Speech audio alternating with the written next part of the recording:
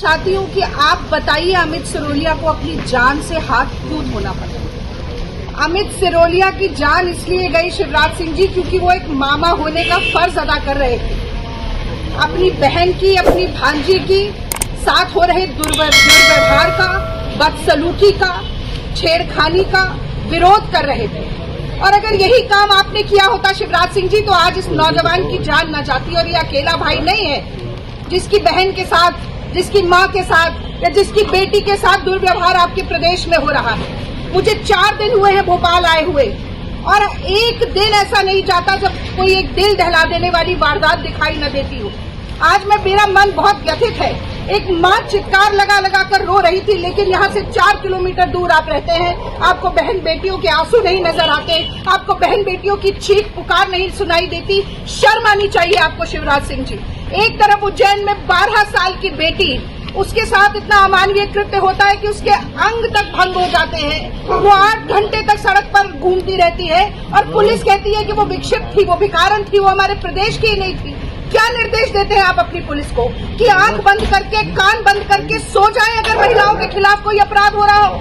यहाँ पर भी ये बहन गई गुजारिश करने के लिए, पुलिस की गाड़ी के दरवाजे खटखटाए, उसमें बैठे हुए आदमी से कहा कि हमारी मदद कर दो, बहनों की पिटाई हो रही है, भाई जान से जा रहा है, लेकिन उसकी कोई मदद नहीं की गई। यही बात नहीं, आप नीमच की तरफ देखिए, वहाँ पर छोटी छोटी 10-10, 12-12 साल की बेटियां बिक रही हैं।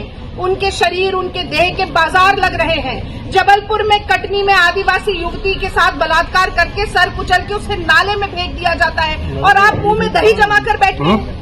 क्या आप भी केवल एक हवाई नेता है? बाढ़ आती है तो आपको गोद में उठाकर लोग ले जाते हैं। यहाँ पर 4 किलोमीटर दूर इतना अन्याय हुआ।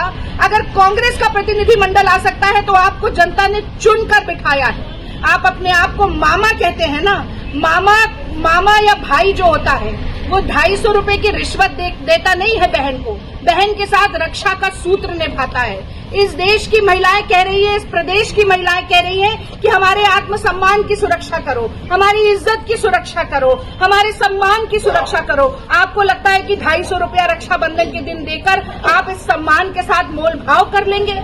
ऐसी सरकार पर जो अपने प्रदेश की महिलाओं की इज्जत और आबरू नहीं बचा सकती। लानत है ऐसी सरकार पर जिसको अपनी बेटियों की, बहनों की आंसुओं का कोई मोल ना हो। और लानत है ऐसी सरकार पर जो एक रोती चित्कार भरती हुई माँ के पास पहुंचकर उसके आंसू न पोंछ सके, उसके जख्मों पर मलहम न लगा सके। आपकी सरकार पर धिक्कार है। और आप जान लीजिएगा कि अगर महिलाएं ठान लेंगी ना शिवराज सिंह जी, तो आपकी सरकार जो है वो उल्टे पांव दौड़ती हुई दिखाई देगी। इसीलिए प्रदेश की महिलाओं के साथ इतना अन्याय मत कीजिए। ये आपको चेतावनी आज मैं देकर जा रही हूँ। जय हिंद। और अपने देश की, अपने प्रदेश की बेटियों के लिए मैं ये जरूर कहना चाहती हूँ कि लड़ रही है बेटियां और पढ़ रही है बेटियां, अपना हर वजूद खुद गढ़ रही है बेटियां। इस अंधेरी रात में जब तलक न भोर हो, दीप बनकर स्वयं जल रही है बेटियां। वो बेटी आज ऊपर बैठी है, आपसे न्याय की गुहार मांग रही है। अगर आपके अंदर लेश मात्र भी शर्म हो तो एक बार उसके पास आइए और पूछिए उसका क्या हाल है।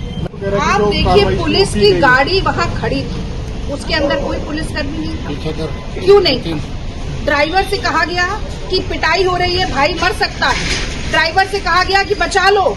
उस ड्राइवर को क्या निर्देश दिए गए थे? क्या कहते हैं शिवराज सिंह जी अपनी पुलिस को कि कहीं अपराध हो रहा हो तो मुस्तैदी से काम करो या मुंह मोड़ लो? आज ये सवाल है। इतनी बार बोलने के बाद वहां पर पुलिस नहीं आई। और आप अगर उज्जैन वाली घटना देखें तो पुलिस ने क्या कार्रवाई की? लगातार ये कहते रहे कि ये बच्ची तो भिखारन है, ये मानसिक रोगी है, ये सतना की नहीं है, ये यूपी की है, ये बिहार की है। बजाय इसके कि कार्रवाई की जाए, तफ्तीश की जाए, जल्द से जल्द न्याय दिया जाए।